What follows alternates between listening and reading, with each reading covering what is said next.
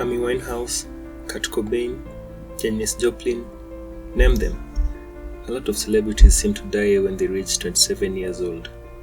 The 27 Club was a term invented to categorize this unsettling trend. At first, it referred to famous musicians who died at the age, like Jimi Hendrix and Jim Morrison. In the past few years, the term has grown to encompass more artists like Joplin and Michael Basquiat. Actual statistical research shows that the 27 Club is really a myth. Celebrities aren't more likely to die at the age of 27. If anything, 56 is the highest death rate, and more celebrities die at the age of 28 than 27. Still, the number exerts a hold on the popular imagination. In this video, we're going to look at some of the musicians who died when they were 27 years.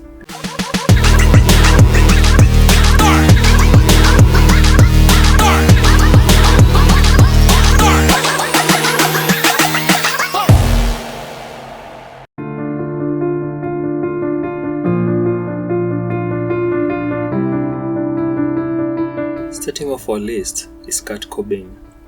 The Nirvana co-founder was at the top of the rock and roll world before committing suicide in his home in 1994.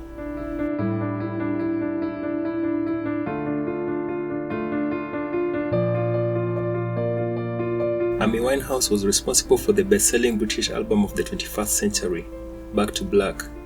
The album was released in 2006. Amy died just 3 years later of alcohol poisoning in 2011. The lead singer of The Doors was an icon of youth counterculture in the 1960s. The cause of his death remains a mystery. He was found dead in a bathtub in Paris in 1971.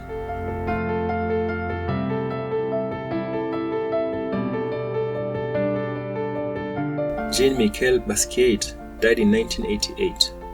The neo-impressionist and graffiti artist achieved fame few artists do, much less artists so young. The artist died of a heroin overdose in his Manhattan art studio.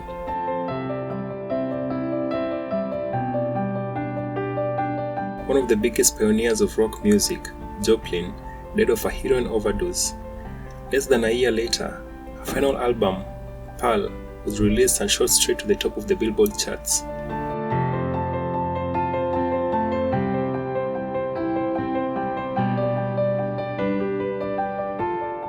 Johnson had a small following when he was alive, but his talent became clear to a bigger audience after the reissue of his album, King of the Delta Blues Singers, in 1961.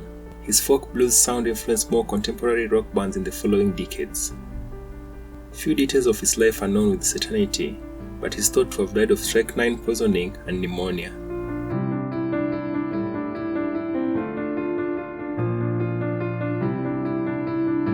Hendrix was famous for rocketing to the top of the rock world in just a brief 4-year music career. With his creativity with the guitar, he bridged blues, R&B and jazz to rock and roll. The precise details of his death are disputed.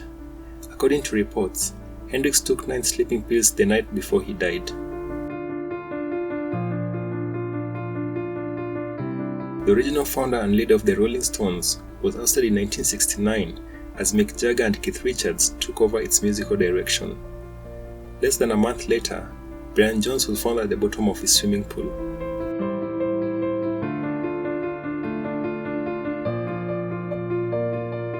Brandes became popular as a child actor on One Life to Live and became a teen idol, leading the 1990 miniseries adaptation of Stephen King's It.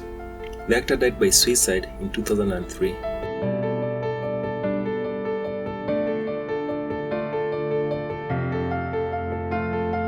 Edwards was the rhythm guitarist of the Manic Street Preachers, a Welsh punk rock band active since the 1980s. He was also the band's main lyricist. The musician disappeared on 1st February 1995. 2 weeks later, his car was found near the Severn Bridge. It is widely believed that the musician jumped off. Police declared him presumed dead in 2008 after years of fruitlessly searching for other clues.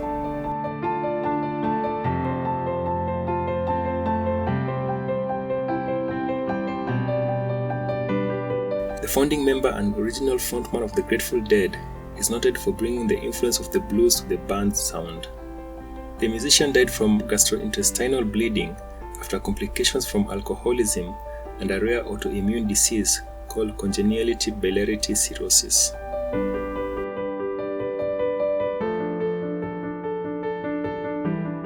Yelkin came to prominence after starring in the 2002 science fiction miniseries Taken, which was produced by Steven Spielberg. At the time, the actor was just 12 years old. Years later, he played his most famous character in another science fiction series as Pavel Chekhov in the Star Trek movies. The actor died in a car accident outside of his home.